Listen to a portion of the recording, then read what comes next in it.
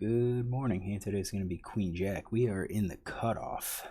So in the cutoff, we have two limpers to us, and then I isolate. ISO raise to 5, and we get one caller. So this guy limp calls. He's playing 43-14 over 28 hands. I'm going to look at his range, something maybe like this, where he's going to limp. We're going to tighten him up just a little bit once we have the call.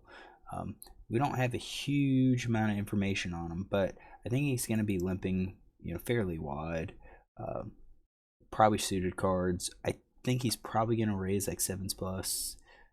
9-8 suited better, ace-9 suited better, ace-jack off better, king-queen, these suited broadways, and so forth. So that kind of leaves like a limp calling range, which I think we're going to put something like this. Give him about 20% or so. And then it's on us. What do we do? We're looking at the cutoff.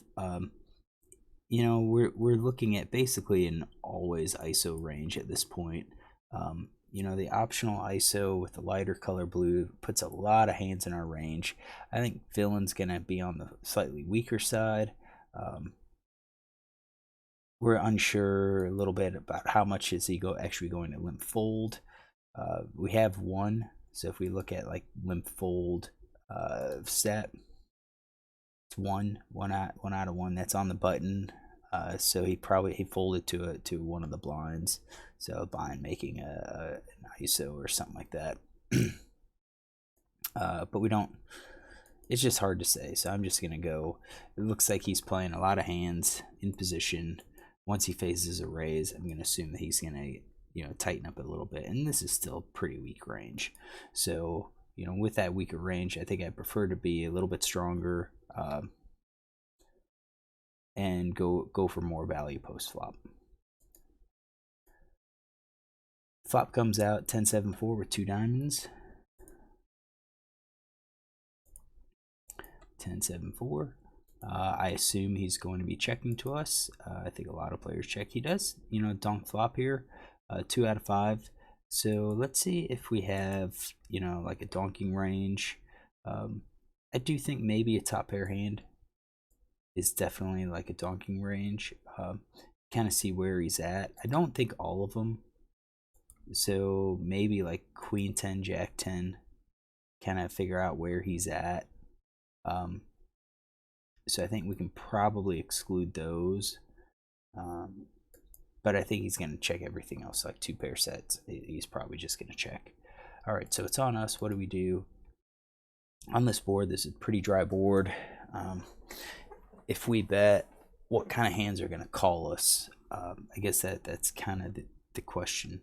I do think we're getting called by sets 2 pair. I think we're getting called by these top pair hands that didn't see bet. So we're going to say ace king, ace 10.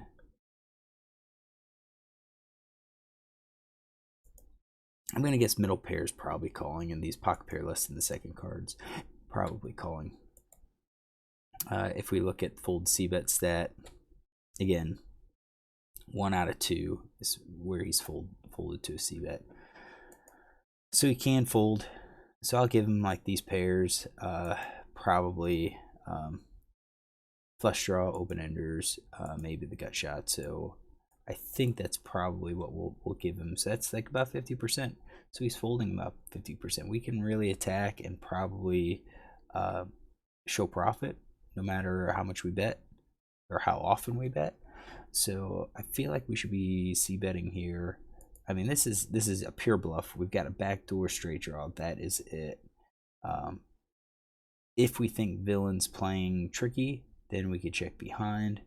A good player, because good player I think is going to recognize that this isn't really that good a flop for us.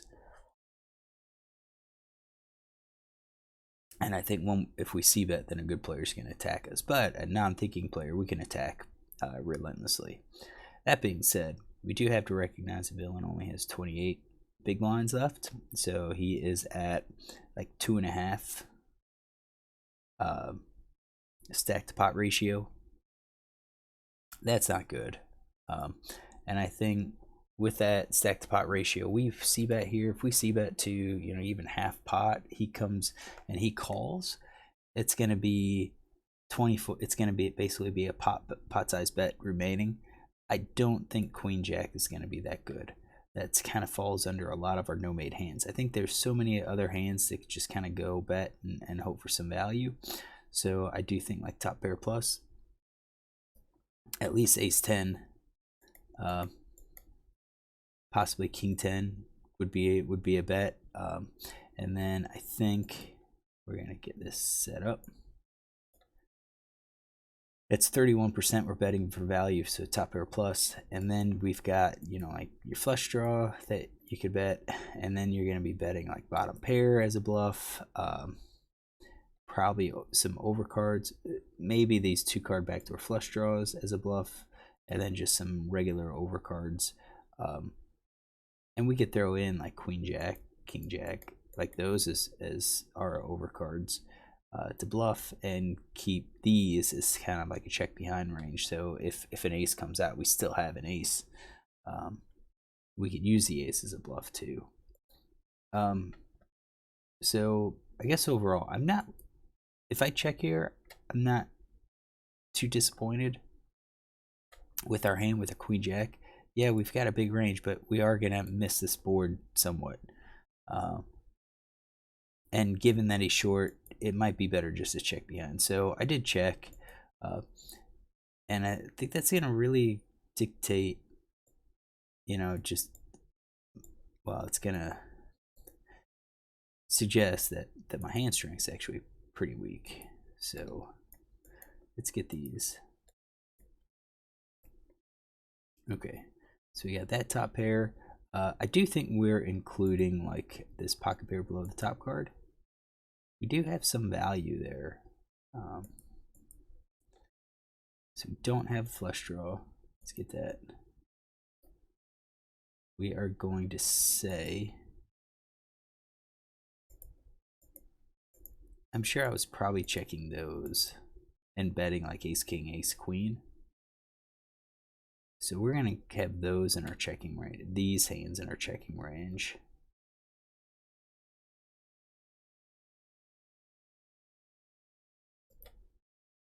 And then I'm going to block out our 2-card backdoor flush draw. So something like that. All right. So we checked. Flop comes a 3. That didn't help. That didn't change anything. So this is one of these things. If we see bet and he calls, we're probably done. But with the c bet, we do have the heart, so we're going to continue with those heart draws. We're going to continue with the top pair plus. We're continuing because I think he's going to have hands that could call. He could, all of his 10x are going to call. The diamond draws are going to call. The straight draws are going to call. Like the 8-9s are going to call. I think 7x is probably going to fold now. So let's see what happens. Villain checks to us. Would he check the straight? So I think he's going to check all of these big hands to us.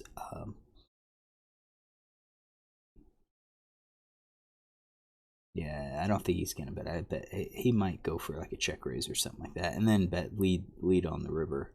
The same thing. I think he's gonna check call top pair. I don't expect him to really bet anything. So then it's on us. What do? We don't have a whole lot. So now I do think board's getting a little scary. I do think we bet our top pair hands, but I think I'm okay checking the 8 or the 9. Probably everything else. We would have to throw in some bluffs here, just to kind of balance that 8 or 9. We're getting a little bit of value. That's about it. So if we check again, I'm okay with checking given our hand. So the river's 6 of clubs, straight gets there. I don't think we could be scared of it. Villain checks. So at this point, once villain checks, I don't think he has the straight. I don't think he has a set. I don't think he has 2 pair. I think he's going for value. I honestly don't even think he has top pair. So I think he's looking at middle pair or worse. So the question is, if we bet, can we get him to fold? Would he believe that we have anything? He would just be bluff catching. I think most likely hands we're looking at, if we bet here, would be like an ace king, ace queen, so ace high, maybe an under pair.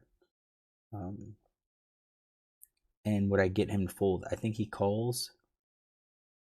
So out of this, let's see here, out of this 51% that he has, he's probably calling these pairs. So that's 51%, and then of that, it's about another 50%. So it's about 50% of the time when I bet he's going to call, and we're going to lose. So it's going to just kind of be a coin flip. Do we bet or not?